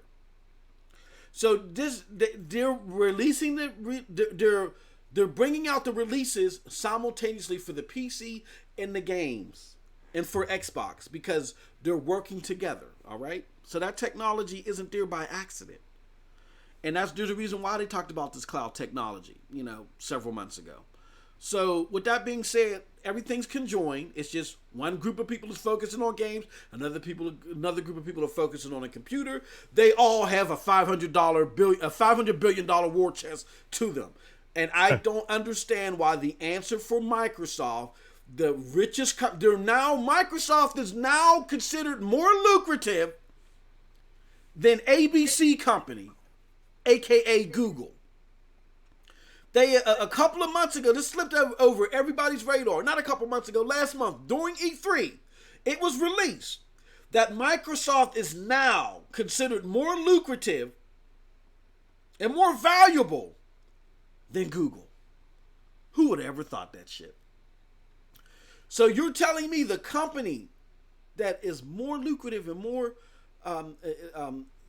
wealthier than Google has to go the cheap man's route and make all these cartoonish shit in order for them to quote unquote ensure latency? No, you just spend a couple of more dollars to get some real good fidelity on some real good looking and some real good performing games. Period. And that's my thoughts on that. All right. So the company that is the charter tail of the company ran formerly by Bill Gates, it is a multi-million-dollar global company, decided that their spearhead game was going to be based on a limited animation type, humorous type thing. They could have made a game that looked like Disney. Yes, if they wanted to. They have that kind of money. Is there certain places at the Bain building where they're like, okay, well, we'll give you this much money. We're not going to give it all to you. We don't all just mutually use the same money. We just exactly. Yeah. I'll give you a fourth of it, and you just take these crayons and you just make up a game. I don't know. I don't get. I could see if it was Sony. Yeah. Because their gaming division is their lifeblood right now. Yes. Thank you. It's not Microsoft's lifeblood. Yes. Okay? So I don't understand what's going on with they have the money. They could be spearheading most of the producers and stuff for some of the most fire games out there with some of the best looking artwork. And I don't get it. Maybe there's something I just don't understand. Maybe that's why I don't work for them. That's why I'm not making that much money. Well, I don't know. I mean, the thing about it is that it's the new regime. I mean, you think about it like this: the last regime that handled the 360 era, they put a console out there in the 360 that, when they tested it, had a 60% failure rate, and they knew it, and they still released it because they wanted to be ahead of PlayStation. Now that's some shiesty shit. But in return, and they just said, we'll just offer you guys $1 billion. We'll put $1 billion out there of our own money, and we'll fix it whenever these motherfuckers catch on to it. Even with that shiesty shit, I trust them dudes more than I trust these dudes right here. You know what I'm saying? Even with the red ring. Even with the red ring. And big ups to my homie, I think it was Antoine 38809 for the follow. I appreciate it. Thank you so much. Thank you so much.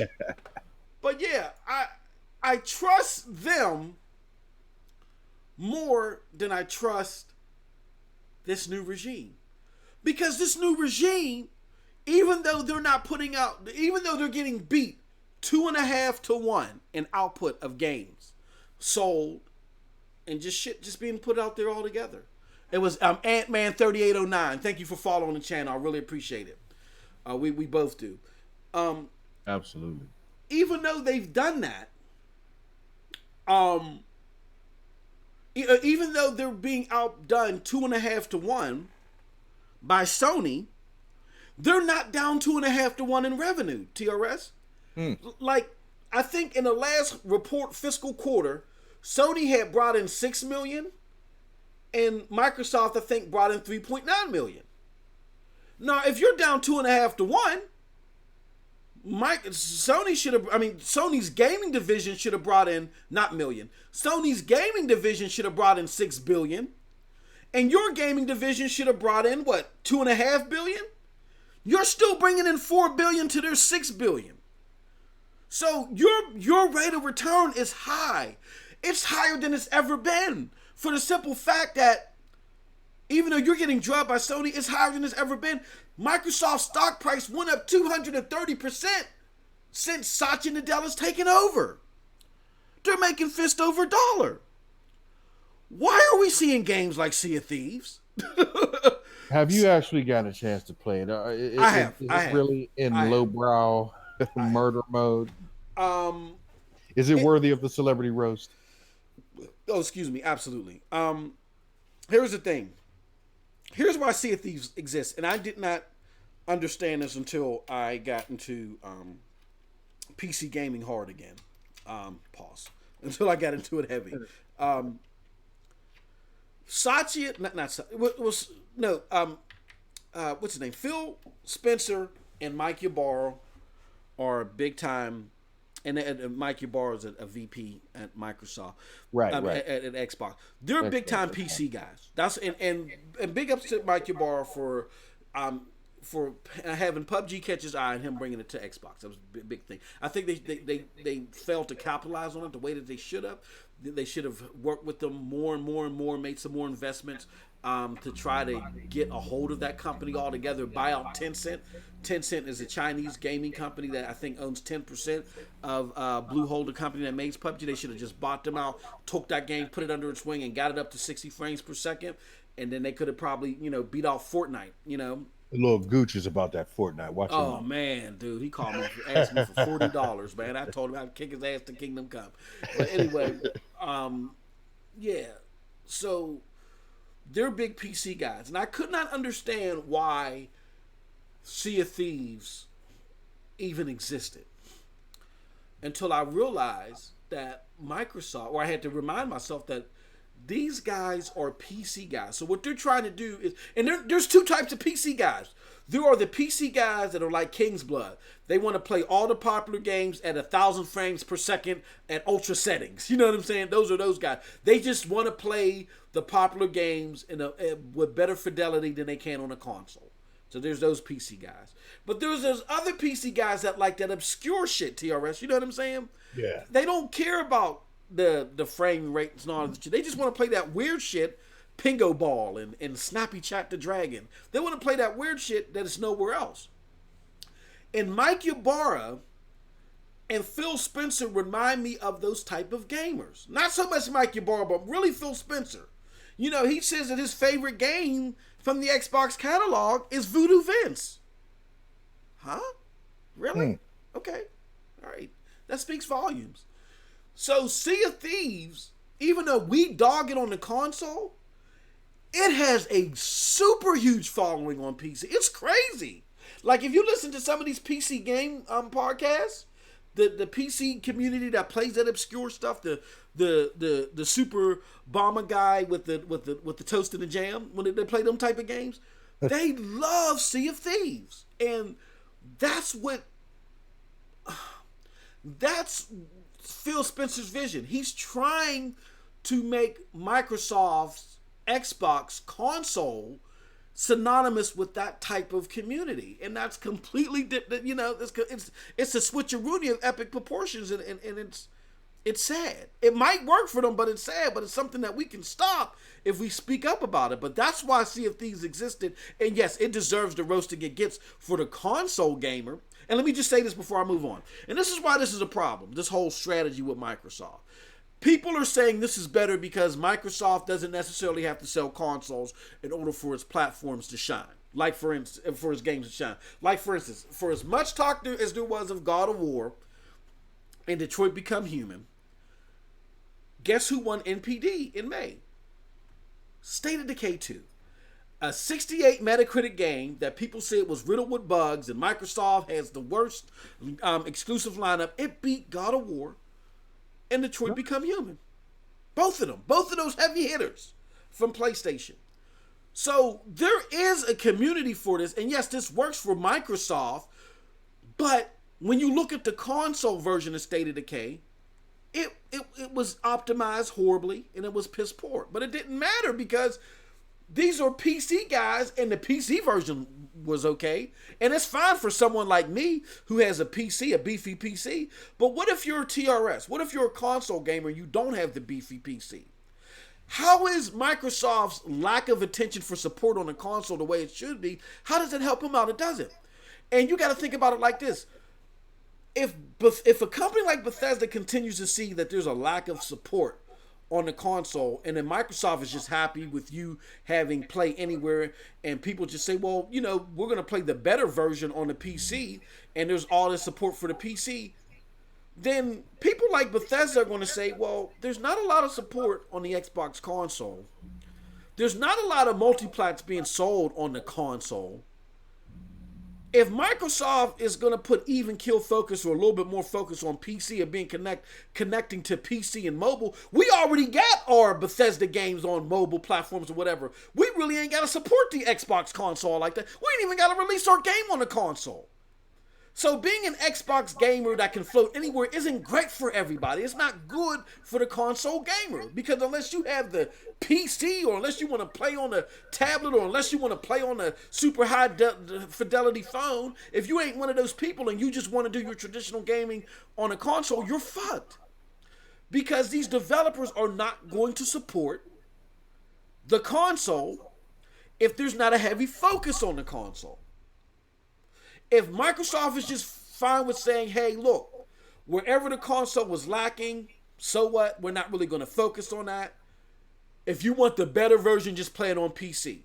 Right. Bethesda, again, is going to say, well, fuck it. We ain't really got to make no model for the console because we got Steam, we got GOG, we got whatever out here that we'll just have our thing out there. You know what I'm saying? And we might not even drop a version of Fallout 76. I'm just throwing out examples. Fallout 76 on the console. So this is not all good. This connect everywhere thing. It's not good for console gamers. And you then add on top of that the fact that in order for you to experience the Xbox Live experience, you don't have to pay on the PC, but you got to pay on the console. So you got to pay on the console to experience Xbox Live, and you're not going to get the full-throated support that you would get like on a PC. There's PC exclusives out here that we're not getting on the console. That doesn't make any sense. Let me go to the chat. So the real Master says PC is 1,000 times greater than consoles. Of course. Of course, yeah. Unicorn Foe, sorry, I missed your comment. I was babbling. This is live. This is live. We're doing it live. Thank you for joining us in the chat. So it is what it is. But yeah, it deserves the roasting that it got. All right, before we go, real quick, Far Cry 5 with the Mars DLC. First, let me get your thoughts on Far Cry 5 altogether, and how amped are you for this DLC? I'm not amped at all for Mars. Okay. I mean, it may be good. Who knows? It may be good. I go to Far Cry 5 to get away from space. You know what I mean? I like the whole Far Cry 5's actual concept and their plot and everything on there was the shit to me. Going up against these crazy, inbreds, in the cold and all that stuff on Earth. You know what I mean? And going up against that's something I haven't done in a long time. Like all I've been doing is like Dead Space, Destiny, things in space, things against aliens, all that kind of stuff. I don't want a Mars DLC any more than I want the space DLC they already have for Far Cry. Yeah, I'm not I don't want to do all that. Now, the only thing that really interests me about that kind of thing is the different guns you may get to take back to Earth, or something like that. Yeah. Like kind of like how Fallout was with the Alien DLC, and you come back with those fire ass guns that just you smell somebody and their head explodes. That's how bad the gun was. Yeah. You know what I mean? I'm not interested in any kind of inner space, intergalactic stuff for Far Cry. I like the whole on Earth handling these fools. You know what I mean? The way Jay Wags. I like the normal concept of Far Cry. I like it. You up against some crazy fuckers and you taking out the crazy fuckers. That's what I like. You ain't got to give me the alien stuff. So I'm not really enthused about it, but it might be good. Who knows? Big up to Unicorn Foe for following. Appreciate it, man. And Jay Wags said, "What the fuck are y'all talking about?" We're talking about Far Cry 5. So that crazy inbreds. Crazy inbreds on Far Cry 5. I'm sorry, I didn't mean to cut you off.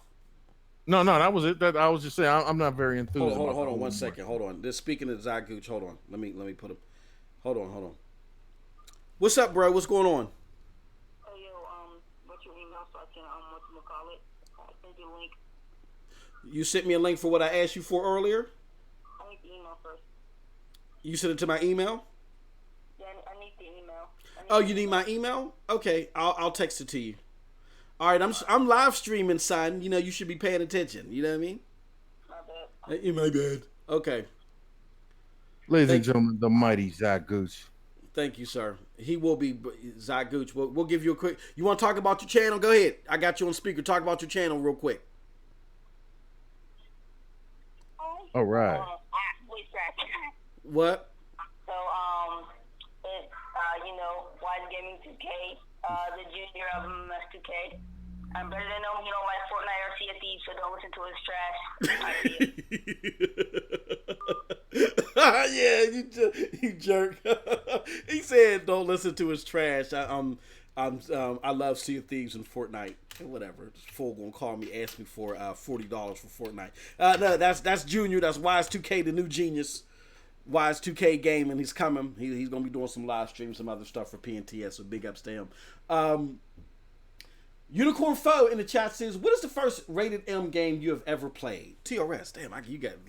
He's hitting me with the he or she. He or she's hitting me with the he. What is the first M rated game you've ever played, TRS? I don't know. I'm going to be honest with you. I've never looked at any of the ratings. I just play it. I've never. I can't remember. Yeah, I can't. I mean, name a few and I'll tell you I played them. I don't. I mean, we've played all the popular ones. I want to say, was there any M-rated games on the Commodore? I never looked at the ratings. Or something that you would, I guess, what you could consider rated M. The only thing, rated. Go ahead, tell me. I would say, the first rated M games that I think had a rating to them were PC games. Right. And so when we were playing Tandy 1000, Police Quest, Space Quest, Leisure Suit Larry, all that shit. I've heard rated M a lot, but never really paid attention whenever I heard it on a commercial. Is that like the adult content type thing? I guess so, yeah. He truly don't know what the hell is going on. I really don't know. That would definitely have to be like Leisure Suit Larry. He said, "How old were you when we played them?" We were teenagers, so we were 12 and 16. 12. 13. Yeah, 13. I got that Tandy 1000 TX when I was 13. Oh, okay, so damn, so shit. I'm telling my age. And before that, we was doing the. Before that, we was like 10, 12. Yeah. On the Commodore 64. So it was starting at 9, bro. Starting at 9, we was playing them M-rated games. Unicorn Folks said, "Me too." And of course, before that, there was ColecoVision and Intellivision and all that. That's 10. Yeah. 11, 9. We was there. Exactly. I mean, it is what it is. Hey, look, our rest in peace, rest his soul, Uncle Randy. He put us down. Hey, man, he had us watching. For those that are old enough, we're telling our age. He had us watching Joe Bob Briggs at 10 and shit. Oh, man. Joe Bob Briggs. He had us watching Joe Bob Briggs driving theater. All right. So J Wag said, Far Cry 5, that Mars DLC, is that story or multiplayer? I think that is story, Wags. Yeah, I think it's kind of like a online kind of like how Fallout does with their DLCs, but two people can play it. Yep. Something like that, co-op. I think they consider that. I don't know if you can bring hired guns. Maybe you can. Yeah. I don't know. I got a different take on that than you do. I was a big fan of. So you didn't play Far Cry 3. Have you still haven't played Far Cry 3? Not yet. Not Okay, yet. that's the definitive Far Cry. That's the one that it got the monster reviews. Yeah, that's the definitive Far Cry. That is what brought Far Cry back. Because right. Exactly. after 2, it was Unicorn Foe says, "Are we excited for Smash?" We currently don't have what do you call that? We currently don't have Nintendo Switches. I'm looking to get one because I'm excited that the portability of games like Warframe, their third party support, man, Nintendo was getting crazy with it. I was focused on my PC, so I had to make some choices, and then my wife with the nightstick. So I had to make some choices. So I'm eyeballing a Nintendo Wii because I like Zelda, but that's what I was gonna do. Get a Wii. Yeah, or not a Wii. I mean a Switch. I was gonna Wii. But no, Smash looks cool. Smash looks cool. But I'm telling you, when it comes to the Switch, I'm really excited for this third party support. You know what I mean? The portability I wasn't of it. aware of that. Yep. How strong they were with that. Yeah, Wolfenstein 2's come in, Doom's come in, the Skyrim's I think is already there. They're getting a lot of third party support, man. Big ups to them. That would be a good thing. Yeah, that is definitely good. That's a cool thing. That portability too. I mean, I wouldn't dock. I wouldn't play it in dock mode. But a lot of those single player experiences. What Nintendo has to do, my biggest issue is Nintendo has to work on their online integration. It's 2018. You know what I'm saying? Like, partner with Discord or something. You know what I mean? Like, do something. You gotta attach this peripheral to a phone. You look like a Ghostbuster by the time you're done. You can attach your cell phone to your Wii U. I mean, to your Switch and all this other stuff. It's just not. It's not cool. But having those single player experiences that are portable, I like that third party support. And he also asked, "Are excited for Fallout 76?" Exactly. Now, one thing that we talk about everything, but we are Bethesda fanboys here, so definitely we're excited for Fallout 76. But back to Far Cry 5, the DLC. I was a big fan of Far Cry 3 Blood Dragon, which was a similar type of DLC where it had nothing to do with the core game. It was based in the future and it had an 80s theme to it, and I love that game. Oh, really? Loved it. Oh, it was the shit. It reminds you, reviews. If Max Headroom came to life, it was actually a game. It would scare the shit out of me. It would scare. And for those, we're telling our, hey, look up Max Headroom. But if Max Headroom came to life and it was a first person shooter, Far Cry 3's DLC of Blood Dragon would be it. I loved it. Fantastic. One of the best DLCs. Period. So, great game. And now it's standalone. Now you ain't even got to have Far Cry 3 in order. Blood Dragon did so well that they've made it standalone now, so you can go back. I'm gonna get both. I'm gonna get the original. And you gotta get you gotta get Far Cry 3. You gotta get it. I mean, really, you ain't. The story is great. I mean, the game mechanics are pretty much the same, but the experience of that story is so fantastic that's what you're missing out on. And I'm not a big story guy. It's just that the way that they integrated that story into that gameplay, you got to get the game. I'm a big story guy, definitely. I want my game to feel like a saga. I want to watch myself enhance. I don't want it to be some extremely hard game throughout the whole thing. I want it to start off kicking my ass completely. And then as time goes by, I can feel myself getting stronger. Feel myself not being OP or anything like that, but just feeling myself being able to rival what's coming at me. You know, so yeah, I can't do Dark Souls. I got you. All right. Well, I think that's it. Was there anything else you want to get into, TRS? Because I know it's late. It's tea time. Yes, so I have nothing else to discuss. Okay. Well, I want to thank everybody before we go. We're going to go in order. reverse order. Unicorn Foe, thank you for the follow. Jay Wags, thank you for dropping by for a little bit. Jay Wags. Let me see who else. The Real Master and the Bully. You know, I will be seeing you in court. I will be suing your punk ass. Who else? Masterlin is the god of facts. I'm just discovering that now. You know, Yeah. I haven't seen him too much in chat before, but now I know he's the god of facts. I'm down. I'm definitely down with it. He gave some good Mighty Most facts. Yeah, no, I know. Recycling bin is the new flavor drink coming. Oh man, so he's a dumbass. 706 Gamer, big ups to Noah, Cyrus Burke in the chat. Thank you very much. Hey, I appreciate everybody coming through. My man Tip Diamond, as always. Thank you for showing some love. So I appreciate all of y'all as always. Like I said, me and TRS, we're going to be doing game streams, Xbox game streams at least once a week. Stay tuned for that. I have a new channel coming, MM2K Gaming. So stay tuned for that. I'll advertise that on Twitch along with TRS's page. It's a whole new Twitter page, YouTube, Mixer, everything. In addition to that, you know, follow us ScramPunks every Wednesday at 9:30. We are also on iTunes, so this lovely episode will be uploaded to iTunes soon. Check out all of our 9 fabulous previous episodes. You can also go to www.pnts pencil neck 30 something. Pencil neck 30 something. PNTS is the acronym. PNTS. Go to www.pntsnetwork.com. And go to our ScramPunks page.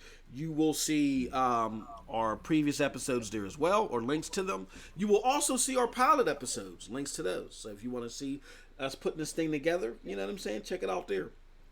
And last but not least, as always, oh yeah, and don't forget to follow the Broadband Bullies. I think I have their links below too. Check out the Discord, check out the Patreon, all that good stuff. They got the gear, it's fly.